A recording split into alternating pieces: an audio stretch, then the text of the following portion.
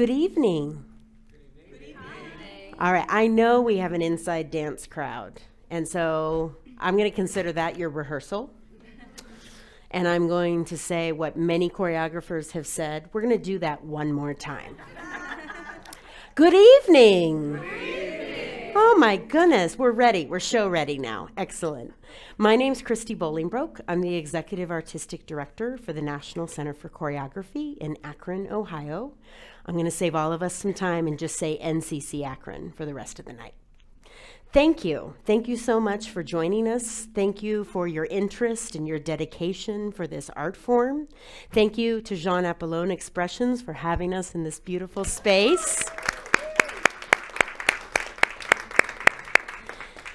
If NCCAkron is a newer organization to you, we are celebrating our 10th anniversary this year. Thank you. We're a tween. So incredibly proud. In 10 years, we have invested $3 million in artists to do research and development in dance. It never feels like enough, but every bit counts. And we also know that artists take that investment and produce far and beyond what they are given as well. That's where the creativity comes from. So in these first 10 years, we've worked with almost 900 artists and counting as we continue to move forward. And a big part of this is that we're here for research and development. Well, what does research and development in dance even look like? One of the reasons we're here tonight is for creative administrative research. So while new dance can get made, it was just as important to also invest in the administrative practices, in the systems that are meant to distribute and support dance as well. And that resulted in a book. In this book here, Artists on Creative Administration, that has 30 contributing authors who came through our creative admin research program, telling their stories, what they are lived experiences, their rigorous challenges, their positive failure, things that maybe they learned to let go of. And the first thing that came up in being a dancer who then published a book, because this felt so finite, right? For an ephemeral art form, that felt really fixed, is that just because the book has been published doesn't mean the conversation is over. So what we're doing this evening is having our Making Moves events, and it's meant to be a conversation starter. It's meant to also uplift the research and development that is done here in Boston and the New England dance ecology as well. And I have a sneaking suspicion that NCCAkron and the New England dance ecology have a lot in common, because while there are tremendous hyper-local opportunities, it's really the national reach and impact from the things and the ideas that are seeded here that then actually stretch much further than these immediate states. And so with that in mind, we're going to go ahead and get started, and I'd love to welcome Jean Appolon and Meg McGrath to please join me up here.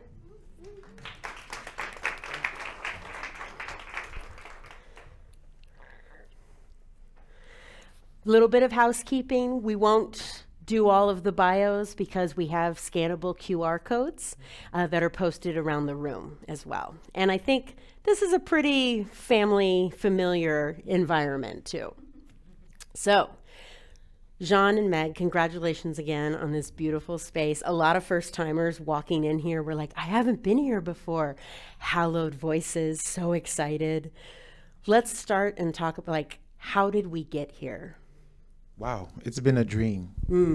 It's been a dream for over 30 years for myself, because when I left Haiti and came here, I felt like, wow, I would like one day to have a space where I can share Haiti with the community here in Boston. And I was just singing in my head 24/7. And I even dance in my shower sometimes and feel like one day I'm going to have a studio where I can really share Haitian folklore. And it happened, and I'm still dreaming. I'm still dreaming. Meg, do you want to add anything about how you make dreams happen? Yes, Okay. I can do that, Christy. So back in 2019, we learned about the opportunity in this building, actually. Upstairs from us, there are 72 units of artist housing, which is unbelievable. And I happen to be an A-butter. And so the developers came into my condo building and said, we're building this amazing housing unit for artists in Boston, and we're looking for an arts and culture nonprofit to take one of the storefront spaces. And I rose my hand and said, can I get a meeting? And so in January 2020, we went down to the New Atlantic office in downtown Boston, really hit it off with the two owners who are amazing, Brian and Bill. And they said, sounds like a good fit. We're going to put you into all of our applications for tax credits and whatnot. And then the pandemic hit. And we were like, okay, here we are. And that led to a whole bunch of other creative thinking and pivoting. But they came back to us in 2021 and said, we have all of our funding and we're breaking ground. Would you still like to be a part of this building? And we said, absolutely. So we worked with Dream Collaborative and designed this home of ours in partnership with them and New Atlantic. And we were just lucky to have such fortunate true partners in building the space, because we are not architects, we are artists and dancers. And so we felt really lucky to have people who we could count on to guide us in this new home development. And here we are. Amazing. And good on you for raising your hand and being like, wait a minute. Yeah, that showing up is a huge part of it. Absolutely. And I am not undermining this success by any means, because I think what is also familiar after you've made one work, then you might talk to someone in the field who's like, okay, what's next? And that's not where this question comes from. I want to go back to the why. What is Jean Appolon Expression's definition of success, your reason for being in the first place? Ooh, success is a progress. It's an everyday progress, trying to really stay alive and be able to really be an artist first. Because in Boston, a lot of the time you see a lot of beautiful institutions and you see a lot of small companies and you see a lot of small studios, and everybody is in their own silos. And for me, I think success will be when every one of us as artists can see each other in Boston in a way and feel like we can hold hands together and we can create together. That will be the success. The studio for me, it's part of that success, but the real goal for me is to really see Boston can come more together as a group of artists, different backgrounds and different, thinking, to come together to really continue to create and collaborate with each other. Because I think I strive a lot. I'll give you a small example. I was doing my first work, maybe 2007 or 2006. And I was looking for a mentor, and Sherry, somehow they matched me with Sherry on a huge, big project that I was doing for the first time. And Sherry looked at the piece. Sherry was like, why do you go this way? And I'm like, what do you mean? And she said, no, what is the vision? What is the message behind the piece? So we had so much, chatting with each other, but also so much newness that was coming into this process that I never knew as an artist. I thought I just could audition and just dance, or I just will be a choreographer and just choreograph. But the mentorship, I felt like, really propelled me to continue to be real and to the message and to the dream, and really be able to collaborate with other people, kind of give me the understanding of how I can be successful.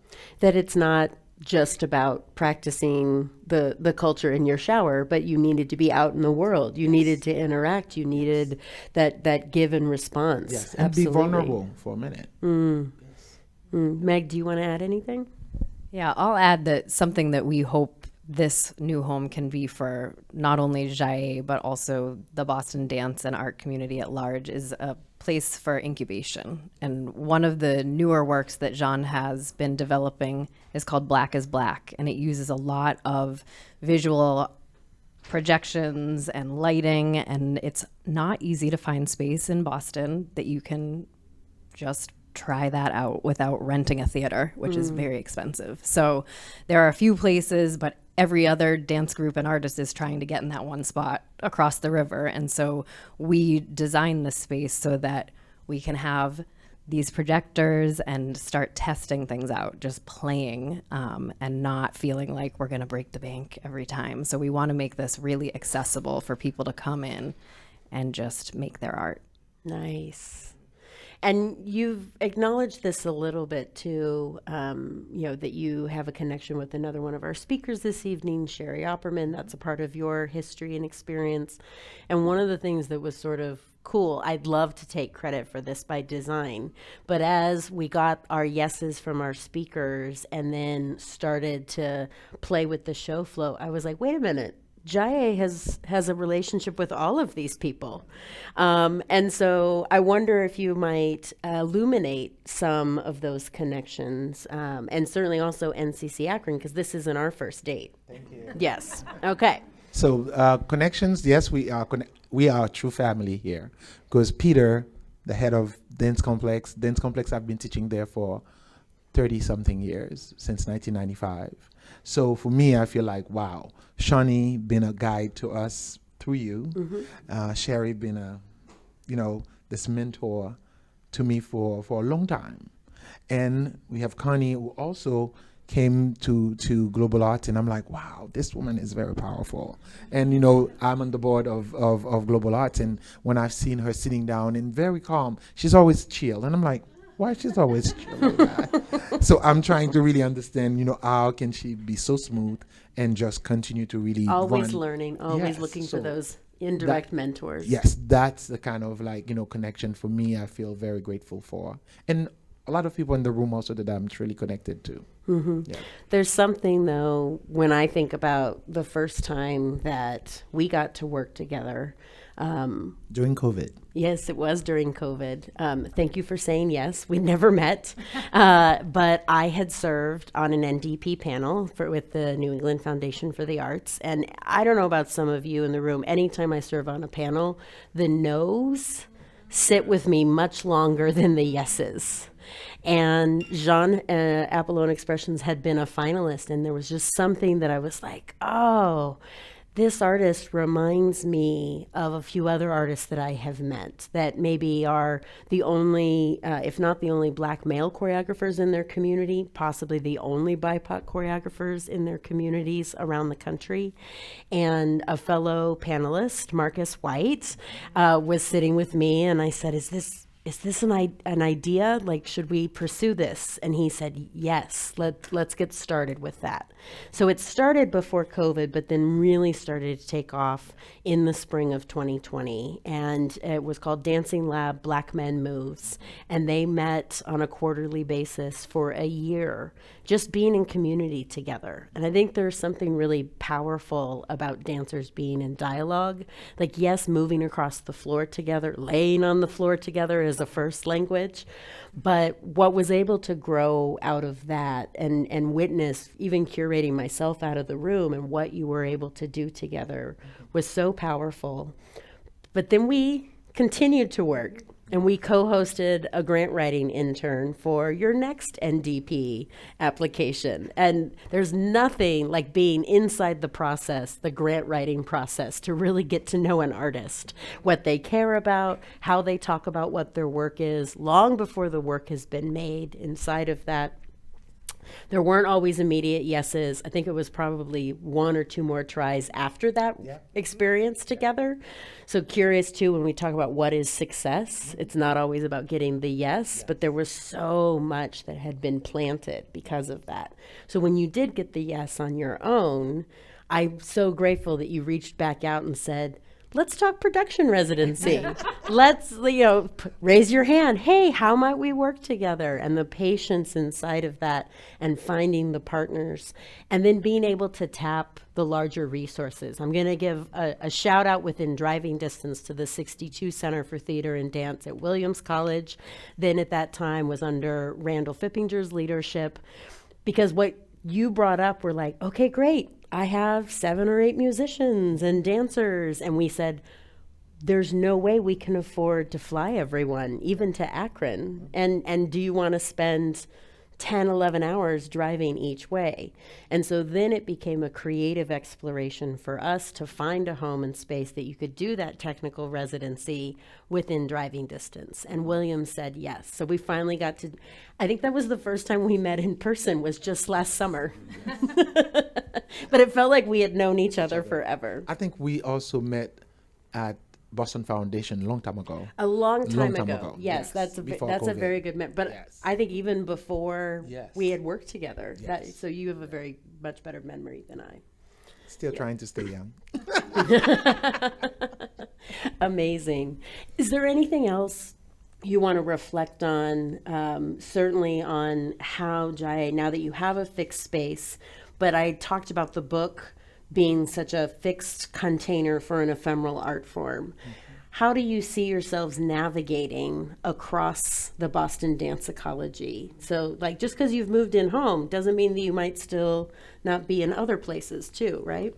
I think we try to be in every places because it's very necessary that you continue to reach out and collaborate. Because when you talk about this experience with you, when we received NIFA, we definitely wanted to call you right away because we know that we want to talk to expert and people really understand how to navigate the dance scene.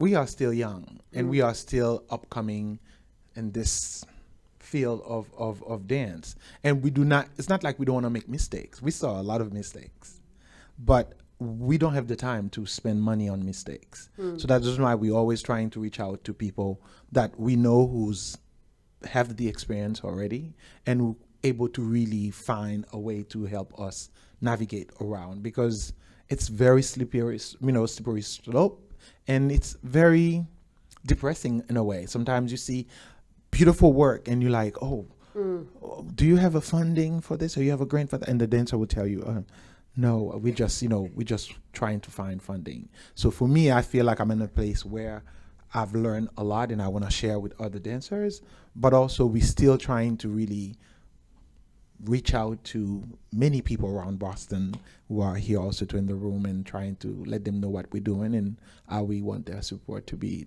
meaningful with us. There's something that I hear inside of that too, back to your definition of success is progress, right? And I know very few other fields that even if you do your last show on a 6-night run, you'll probably get notes afterwards, right? Like, this is how you could do it a little bit better the next time. And then, how do we continue with that?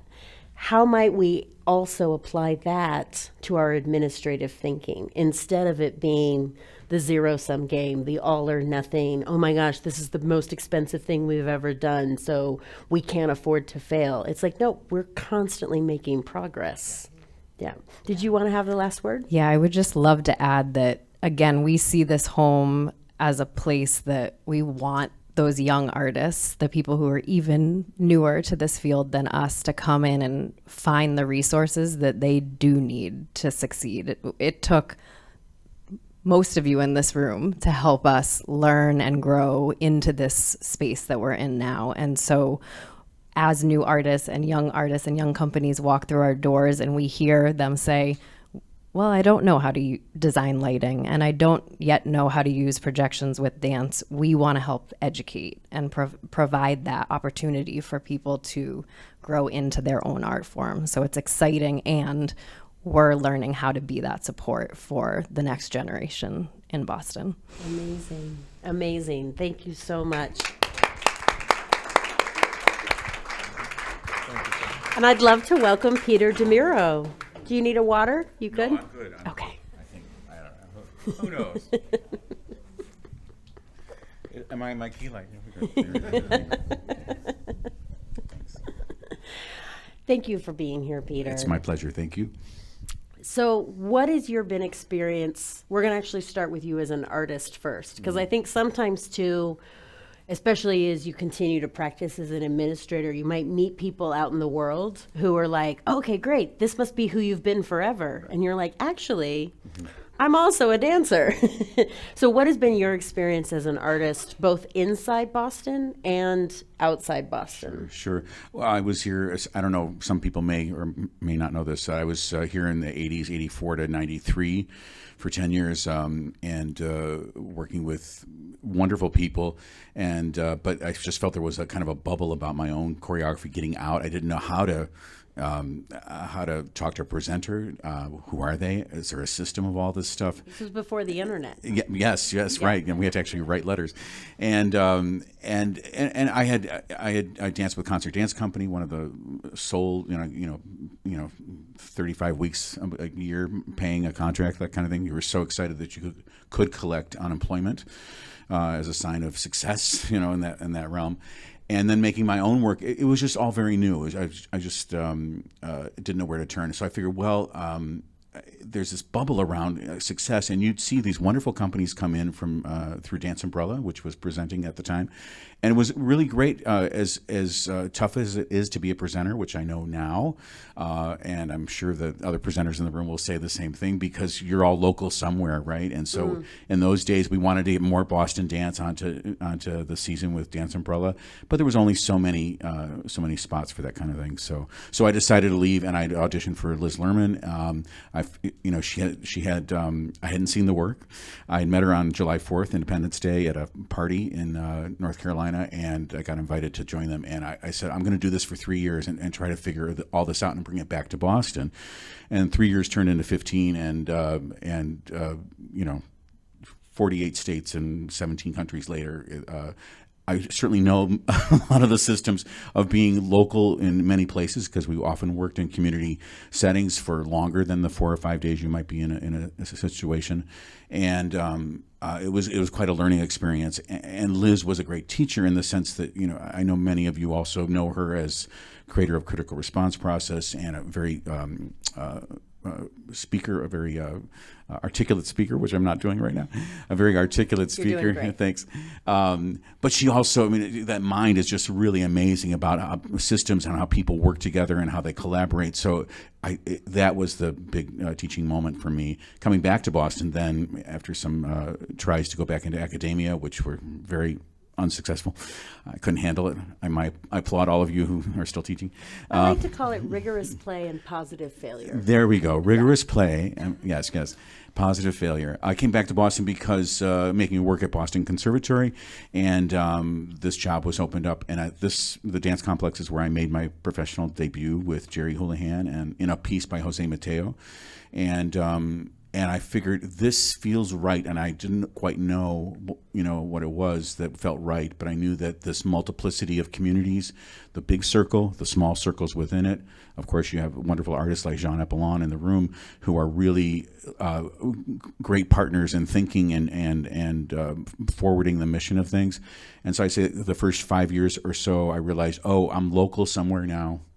I got to do this right, because these people are invested in this, and there was a lot of cleaning up of with no shade on anybody prior to me, but they'd just been through a succession of executive directors prior to me. And so I think it took us 5 years to kind of figure out. We're testing with all of you in the room who are makers, this residency, that residency. People have supported those residencies, and Karen Krolak has helped us kind of look at our younger choreographer, or intergenerational choreographers, but come back to basics, and think about intersectionality very differently. So anyway, we're here now doing the thing, and I feel like I got off my artist thing. As an artist, I've also, that's the other surprising thing, that I thought I was done making work on a larger scale, because nobody was going to fund me to do it. It's rough out there. It there. is, and but I've been very lucky to wear a hat that is separate of the dance complex, with a few key residencies. One at the Isabella Stewart Gardner Museum for a year, and then another one on the Rose Kennedy Greenway, which Jean and others were a part of, and that I'm very proud of, because I was asked to do to host a site-specific festival. And we all went into school with each other, and we got wonderful mentors from around the country who were on Zoom with us. It was during COVID, and we went to school to learn about site-specific work, go deeper with the work. And I think it really was kind of a role that I felt like, here I am, a mature, apparently, artist, and doing work, but also then able to provide a basket for people to learn, including myself. The porousness, the fluidity of how you talk about, certainly seeding hyperlocal ideas with national impact, but it also works in both directions. From yourself as the conduit for that information, and when you made your return to Boston, to also the opportunities in creating that around the site-specific education. I love that. I want to also uplift, because particularly if you've been in the field, for 5 minutes, you may presume that Dance Complex has just always been here. And I think uniquely compared to some of the stories that we hear, particularly that are artist-led, right? Jean Appolon Expressions has a dance center now. Dance Complex. Sometimes it's dance club. Hey, yes. Was not necessarily a single choreographer that said, I'm going to own a building. Can you give us a little more context for that origin story? Sure, and there are many people who know this story who will. But now tell it's me going to how- be on the record. That's right. Tell me how wrong I am on things. The Joy of Movement. Thank you. I always get it confused with DC's Joy of Motion. It was an entity, was more of a gym, more of kind of like a health studio that dancers rented space from, and also taught some of these classes. The building was foreclosed, doors were locked, and the dancers basically squatted until the city of Cambridge helped them buy the building. And over the course of 15, 20 years, that finally got put in our name as opposed to the name of the Multicultural Arts Center, because the city of Cambridge didn't trust that these damn artists, they can't hold a mortgage. They don't know how to do that, So and from the records that we have, of course, Roseanne Krauss was kind of the leader of this group of folks. But this was an amazing group of like 29, 30 people of all genres, all cultures. From the beginning, it's always been not about one choreographer or one genre or concert form, or it's been about the multiplicity of who we still are today, I feel. And so that was really good. And sure, there was some crap that happened along the way. And as I read through records and all those kinds of things, because whenever you have a bunch of people in a room together or in 6 rooms together, it's a lot of intersecting of cultures and belief systems and all those kinds of things. But I believe that, as Jean says, there's times in our lives where we hold hands in a circle with people who are like us. So on Wednesday nights, I go sing with gay men and the women who love us at Club Cafe at open mic night. And then there are times when I'm mixed up in a different kind of intergenerational, intersectional dance project with people who have come from all walks of different kinds of genres and origins. So to me, that's what the Dance Complex now does. It offers that place for you to be you, to be in your circle, but then take the next deep step. Success is the evolution of where you are to the next thing. We can't stand still. And that's really important. I knew that in my head, 3 years into this next deep step. And then Kara Philly, one of our staff members, she goes, "What does that really mean?" I said, "I am trying to figure it out, Kara. I just know it's the right statement for it." And everybody self-commissions their next deep step as an individual. Jean and Meg as a company, the people who are there Wednesday nights for church and the African class they take in Studio One. They go deeper into whatever it is, and I don't get to. It's not my role to say what that is. My role is just to be there and say, "This is your floor. Go for it." There's so much more to that than just dance getting made, and I think that most of us in the ecology would be able to identify with the fact that we don't just make dances, we don't just teach classes. It's the civic responsibility, being a part of. I worked for ODC Theater in San Francisco, and Brenda Way would often talk about how we were, what thread were we in the civic fabric? Right. And yet at the same time, we will talk in shorthand to say, like, okay, great, who are your presenters? The decision makers, whether it's presenters or funders. And Dance Complex is a presenter, but I'm very aware that not a lot of other cities in this country have a dance complex by like what you've described, that isn't run by a single choreographer or company. Right. How do you think about Dance Complex in the New England ecology? Well, I think that I think we have like 3 front doors is how I think about it. Then we have a front door that's about studios and coming to take class and teach a class or take a class and all those experiences. And then there's another front door that's about a theater or performance, not necessarily a theater. Sometimes it's site specific. But then we have audiences who may not know anything about what happens in the studios, although they hear the drums and they know something's happening, from the windows above. And then there's this third door that's kind of sometimes confusing. It's the programmatic for in service to the dance community, to the dance ecology, and often that ends up in choreographic programs like a Masset or residency programs. And we've been fluctuating as to trying to understand where do we fit in this ecology. And every season I say, what's missing? What's missing? What do we do to help fill the gap? Because we have wonderful things happening at Boston Center for the Arts that has a dance and residency activity there. And if they can't handle everybody, so there's wonderful business and finance classes for artists. The business of all this stuff. And at times I must say that it must seem like we don't know what we're doing, but in reality we are like calculating who's doing what, and let's fill in the holes as best we can so that the whole ecology can go forward. And I feel like we're at a place. We just hosted the American College Dance Association's New England Festival in February. The first non-academic institution to do it. Let me flip my hair. It's not bragging if it's true. It was really exciting, actually, to have these 250, 275 people here. Along with that, we fumbled through this experiment called the Envisioning Circle, and some people are in this room were on that with us. We knew that with the influx of this young blood in our midst, asking them the question, what do you need in a dance community when you graduate? What will lure you to come to Cambridge, Boston? And so then the Envisioning Circle folks partook, some more on panels, but also observed what was happening. And yet again, here we have another meeting, and it's like, what will happen with this information? We're on the crux of finding that out as we try to convene folks again. You'll get a letter later this week about that. But I think it's back to this ecology of the highlight of all those things that we did with the young people in the room.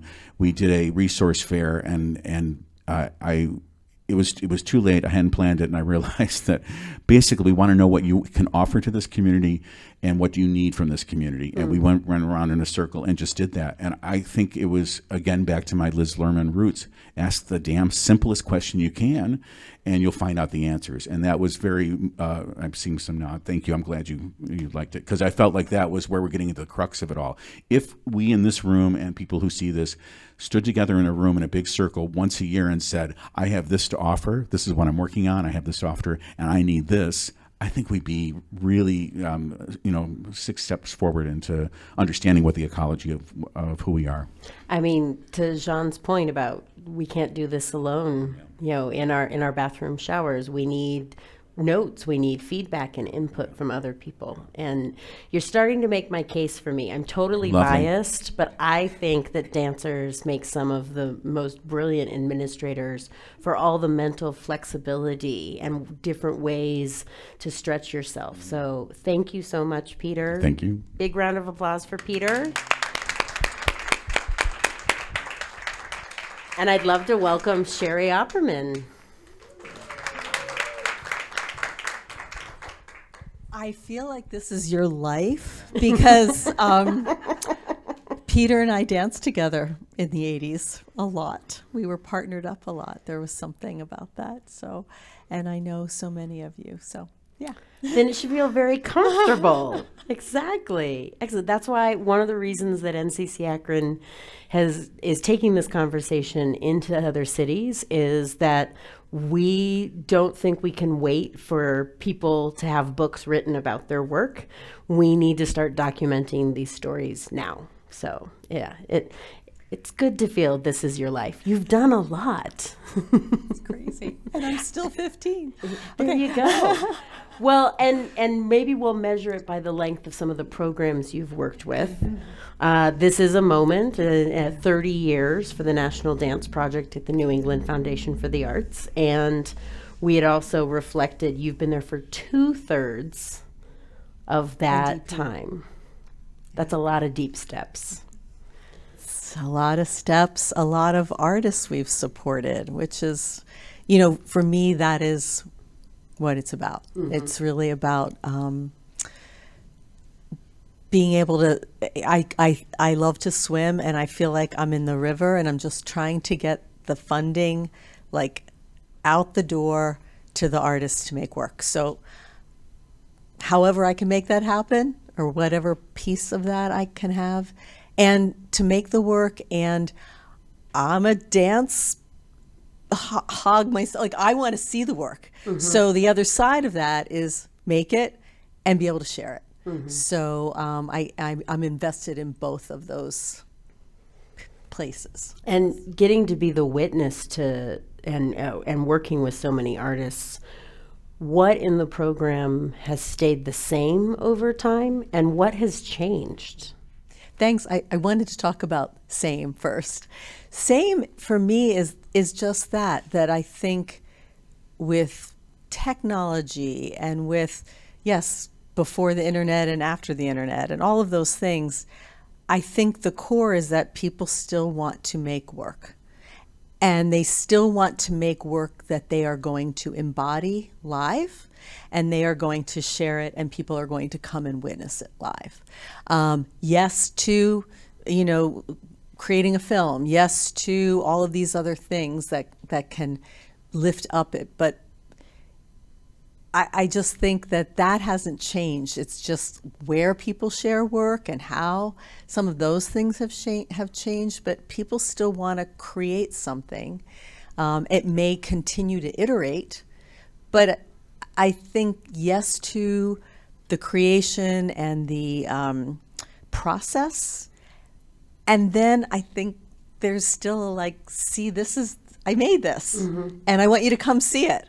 And people want to see that. And so that has not changed, that desire. What hasn't changed, our funding didn't change.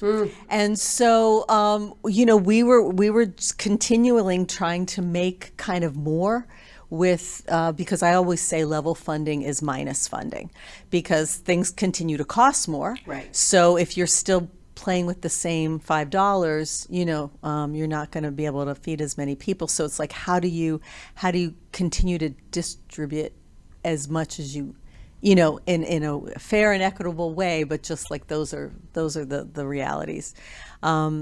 So that's been when you said about no's, how hard the no's are. When I started, we would get about 100 applications.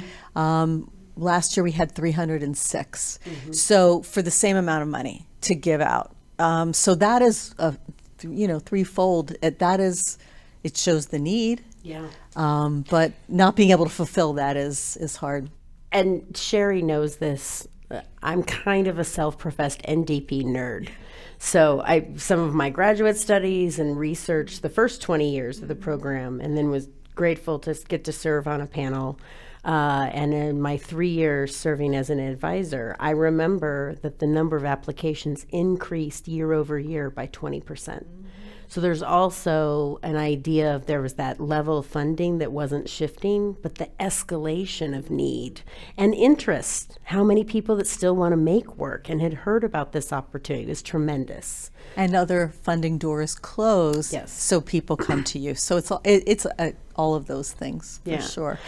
I mean, I do think it's not all operating from a place of deficit, but because I will also reflect thinking about my young administrator self, and it was probably 2001.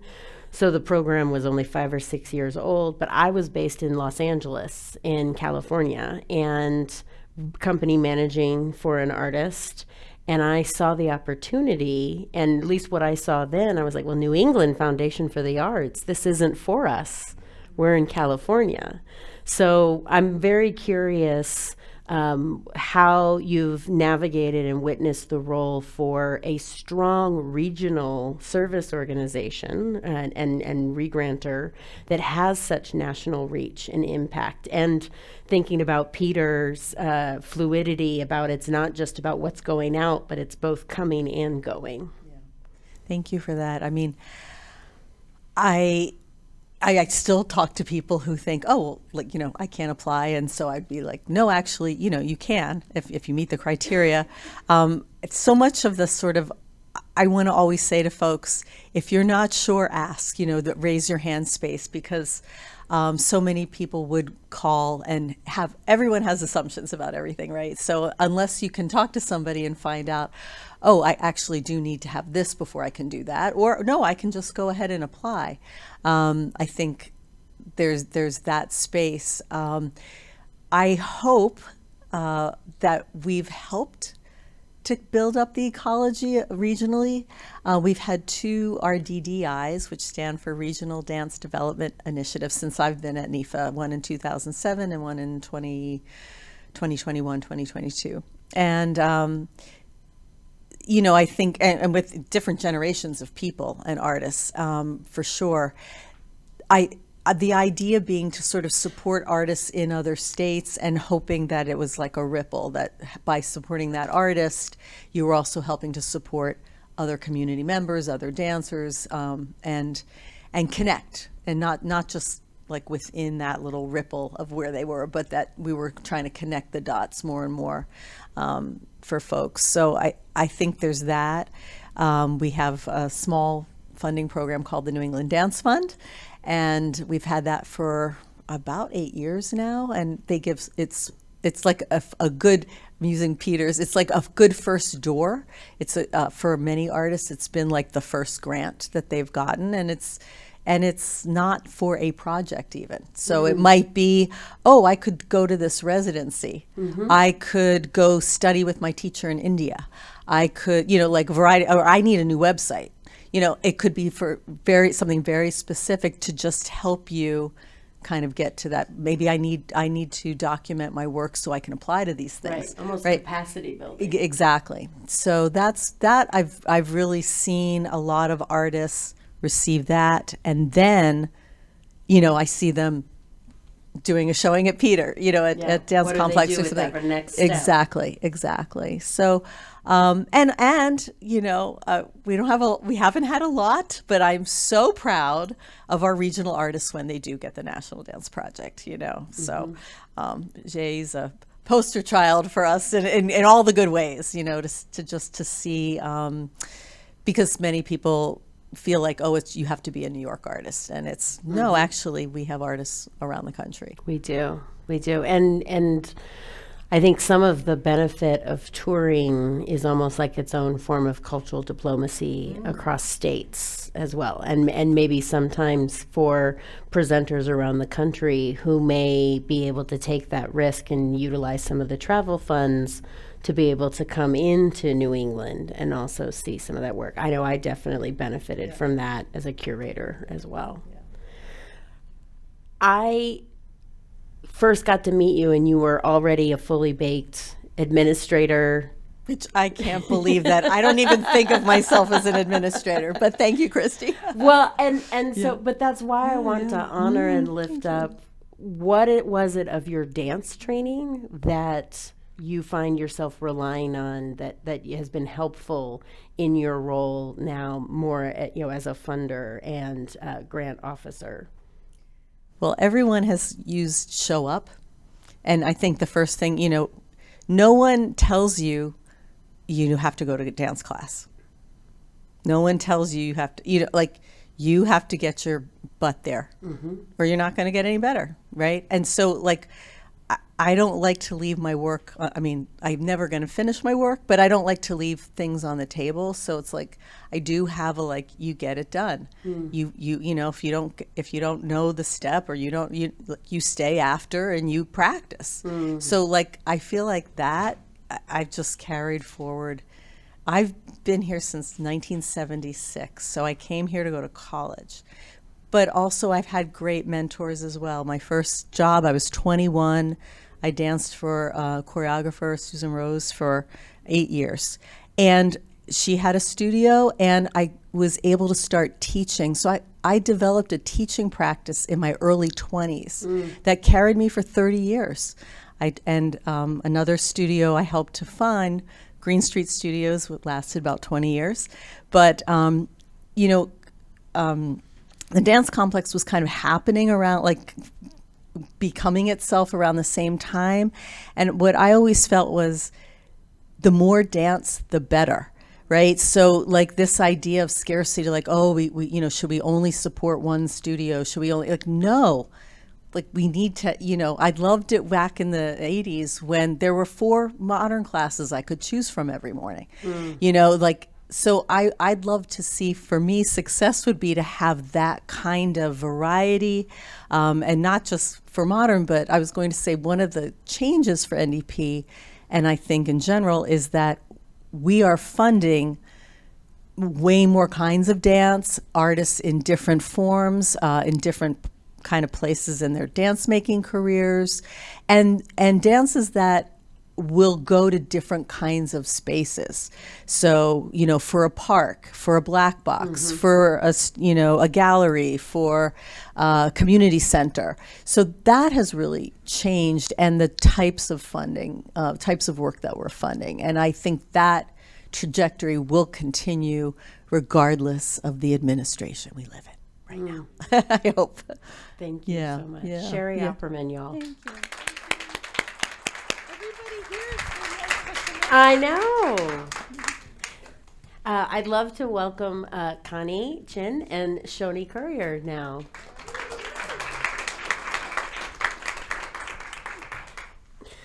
Who would like the mic first?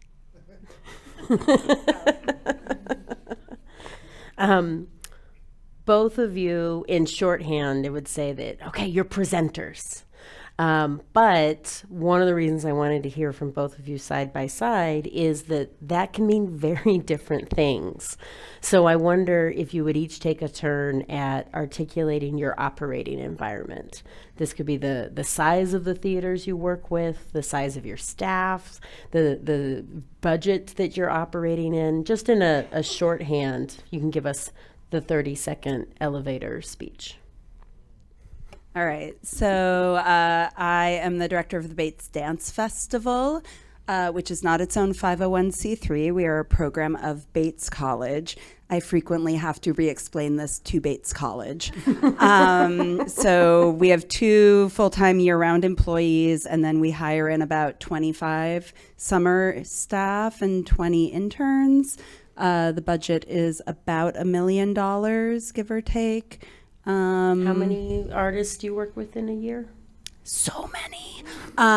We only present for full presentation 4 or 5 each summer, and then we have residencies, and what we're really able to do is hire a lot of teaching artists. So we typically hire around 50 faculty and musicians each summer across all of our programs. Wow.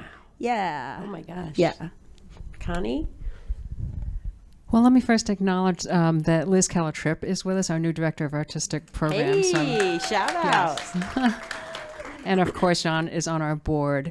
And I have to, anytime I talk about Global Life, I have to mention Maury Aronson. 35 years ago, he founded the organization. We have been, most of you know all of this, but now it's on the record. At this point, 35 years later, when I arrived, 5 years ago or so, I arrived and we had 7 people and no development staff and a promise to do a $15 million campaign. Today we have 16, and in a matter of days and weeks, we'll have 20. And by the time the platform, our new Performing Arts Center, opens in the fall, we'll have 30 to 40 people. We're currently about a $3 million budget, give or take. And when we open the platform and get it all up and running, we'll probably double that at least.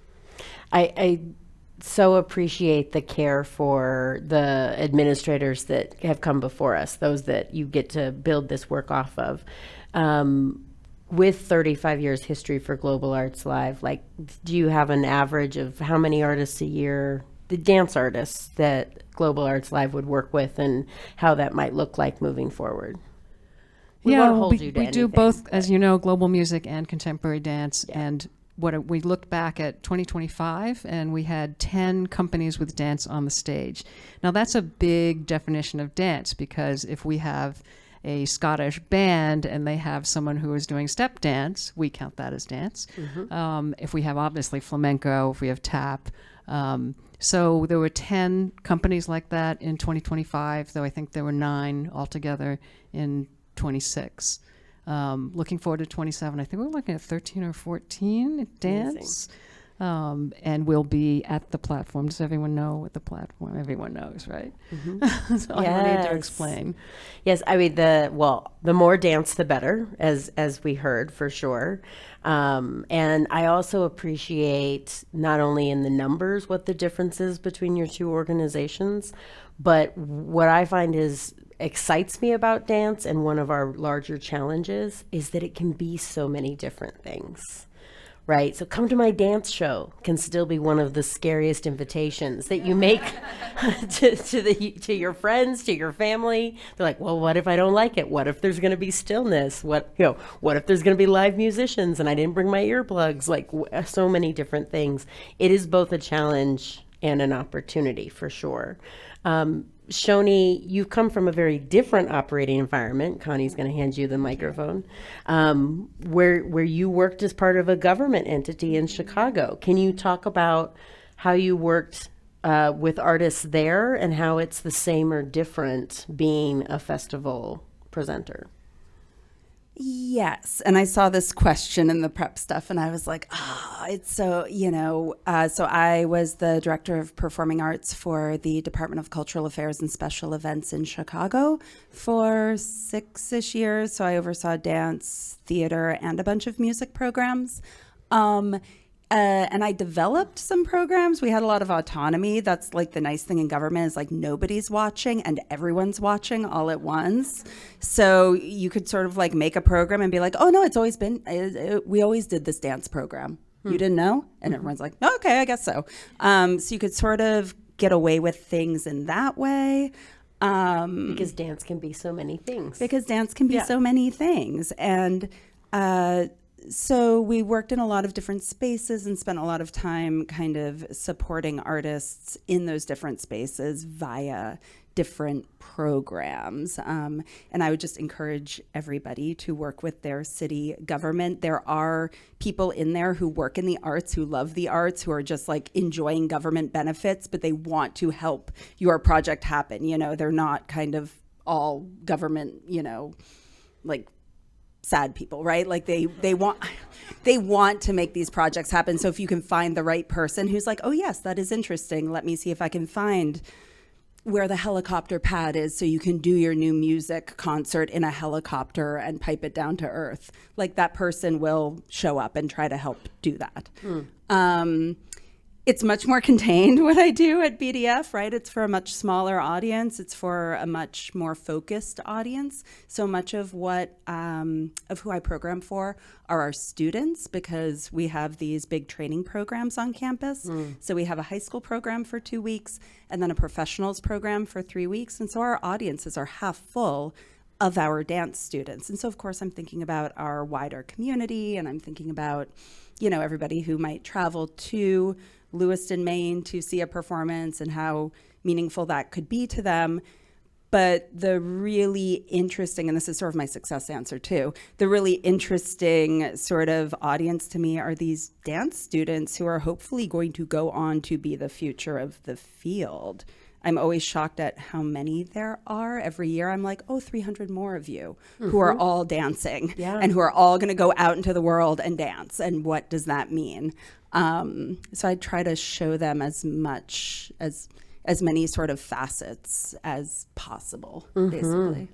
I mean, and Bates is often, and rightfully so, mentioned as one of the 3 dance festivals. So there is this national premature, that people who maybe if they've never been there, but they've heard of it, right? Because then artist in their, community has gone and taught, and it is celebrated. So how do you navigate this sort of immediate hyper-local audience? Maybe it's your summer students, but also you are in Lewiston year-round with this national possibility. Mm-hmm.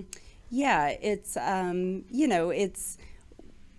it's challenging, right? I always want to be mindful of what we're presenting and contextualizing it appropriately for a wider audience. I can't assume everybody will have fluency in dance who comes in the door. And so we want to kind of make sure that the marketing is accurate, that we're using all that the expectations are being set appropriately for everybody who comes into the space. But it's like such a gift to bring national artists. I live in Lewiston. It's like a weird little town, and I find it to be a real gift to bring artists there, and people tend to sort of fall in love with it. And it's and I also try to contextualize a lot within the space of working at a liberal arts college and like allowing that to that we have the space for like experimentation and for inquiry because it is a liberal arts college. And so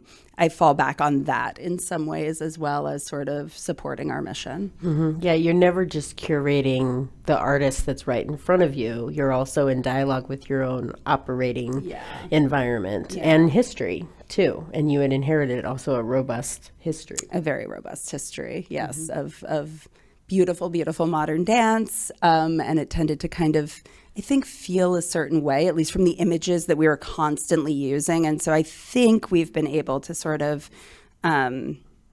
just kind of like make a bigger tent, right? And just include more and more artists is my hope. Absolutely. Connie, I was news to me when we got to talk. Like, you have this whole tremendous experience as a dancer. You have also worked for a world-renowned festival, Jacob's Pillow, here in the region, and you had a whole chapter in the corporate sector. So I'm really curious, what of those lessons that you've learned is informing your work now, taking Global Arts Live into its next chapter? Oh my goodness, so many things. You know, you go on to different panels and you say, oh, it was the accounting course, it was the finance course. I'm not going to say that. You know, one of the things that has been a bit of a thread in my life, many of you know me personally, was when I went to business school, I put dance right behind me completely. And I thought, now it's gone, I'm never going back to it. And I kind of thought that business and the arts were completely separate worlds, and that, you know, they didn't really apply, and I just forget about that, all that dancing stuff. And that has certainly not turned out to be the case as I've brought them back together in my life. I was thinking about so many other lessons along the way. One particular fun one is when I first was in brand new minted MBA and I went off to corporate food marketing, I had a boss who said, you know, my dream as a marketer is to market perfume. And I said, why? What's you know, just love it or what? She said, well, it's because the marketer creates the entire product. You know, there's only so much chemical and oil and whatever in that product, and the packaging is part of the marketing. It's really the brand and the aspiration. The aspiration and the association you get with that. And I was thinking about this today about, wow, that's kind of what we do in the arts. You know, is it the press person that tells you what to think, or do you know, have you gotten a visceral response from that chemistry in the perfume? Is it because we know of the heritage of Haitian dance, and we're so, you know, there's all these things that we build up around our art. So I was thinking about branding and how that all comes into play. Mm-hmm. Branding is very ephemeral. You know, it's as a recovering marketer, that's what that's what I learned. that you can say we do this, this, and this, but if that's not actually what resides in the hearts and minds of the audience, that's where you're trying to work to convince them.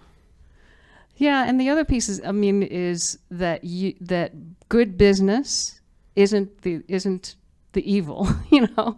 Being a good business person, and Maury Orenson is an amazing business person, as you all know. and bringing good business to a mission and a powerful mission, and bringing those together and having both those two things inform every decision you make every single day is just, for me, the most interesting and powerful mix of things. Whereas I thought that they were antithetical, Right. but when I bring them together, I get a really great kind of charge from both sides. That also warms my heart, because many of the creative admin research artists will hear me and the NCCAkron team say it's all choreography, whether it's the budget or you're writing a grant or actually what you're doing in the studio. It is all choreography. They are not as far. That is the antithesis of each other, for sure. You also have plans for what Global Arts Live's relationship will be to artists as you move forward. And this isn't typical of all presenters. I mean, you talked about having residencies. What's your plan, Connie, for the future relationship between Global Arts Live and artists? Again, many of you know a lot of this, but it comes back to how can the platform be of service to the dance ecosystem. And the very beginning, and some of you were at the beginning, and I came a little bit later, when Maury and developed this whole deal with the real estate developer. And you mentioned municipalities and city government. The platform would not have happened without the city of Cambridge advocating, making the real estate developer say, telling the real estate developer, you must have a performing arts center in that space. So that was very powerful, and it was because of listening to the community. And I give credit to Biomed Realty, the real estate developer. They did a lot of listening when many of you were in those sessions, right? And they found out that this is what we need, is a mid-sized theater. And then, to Maury's credit, he got a rehearsal studio jammed into the space as well. And then the downstairs cabaret spaces with the entire ground floor conceived of as a living room for the community of scientists and artists and the community and the neighbors, and we want everyone to feel welcome. So I was thinking about, go with me here, I was thinking a little bit about the whole ecosystem. And let's see if I can do this with my fingers. I was thinking about a triangular pyramid. If you have artists at the top, you need spaces. So that's what I thought we were actually going to talk a lot about today, because we're in this beautiful space. Mm-hmm. We need spaces. We need funders. But we also need audiences. And Deborah Cash and I were talking about that. And if you put those all together, you get a three-dimensional triangular pyramid. And it has to be strong on all of those points. And so what we're hoping to do with the platform is be in the dance ecosystem in a way that helps other people. Global Arts Live, I don't know if you know, we'll do a third of the program. The other 2/3 is open for rentals to the community, and we're fundraising to support those rentals.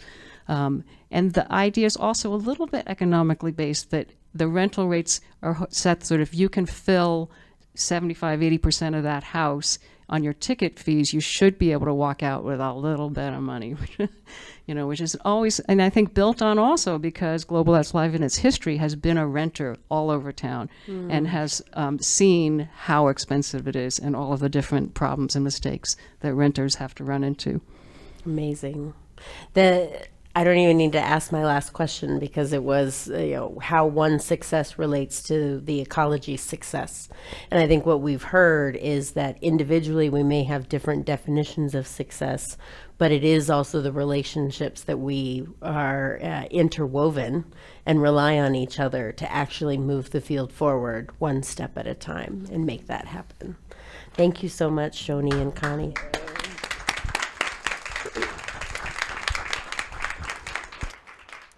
And thank all of you for coming out to play on a Sunday night with us.